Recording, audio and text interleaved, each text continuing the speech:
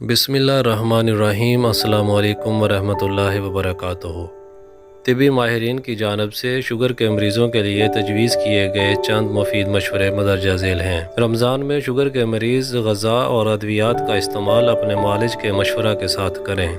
Sugar के मरीज़ सहरी में ऐसी ग़ज़ाओं का इस्तेमाल करें जो देर से हज़म हों। शुगर के मरीज़ सहरी में सादा रोटी, रोगन जैतून, रोगन बादाम, तिलों या सूरजमुखी के तेल से चपड़कर दही में ज़ीरा सफ़ेद मिलाकर इस्तेमाल करें।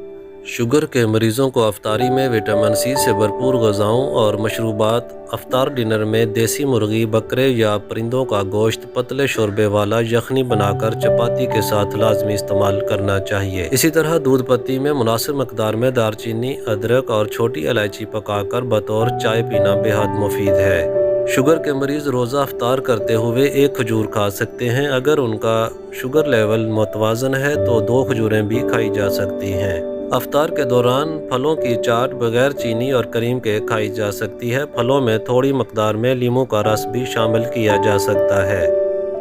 कोलेस्ट्रॉल के बढ़ने के खदशात के सबब अंडे का इस्तेमाल ना करें। शुगर के मरीज़ अगर अंडे का इस्तेमाल करना भी चाहते हैं तो निस्फ जर्दी के साथ खाया जा सकता है। शुगर के जिन मरीज़ों को प्यास ज़्यादा लगती है वो सहरी में सब्ज़ इलायची, कम दूध वाली चाय इस्तेमाल कर सकते हैं।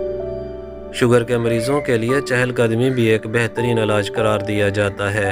अफ्तार के बाद और रात खाने से कबल कम अज़ कम 30 मिनट चहलकदमी लाजमी करें। शुगर के मरीज़ अपने मुआलिज के मशवरे के मुताबिक रमज़ान गुजारें। मज़ीद इन्फॉर्मेटिव वीडियोज़ के लिए हमारा चैनल सब्सक्राइब कर लें और बेल आइकन लाजमी प्रेस कर लें। बहुत शुक्रिया। अल्लाह हाफिज़।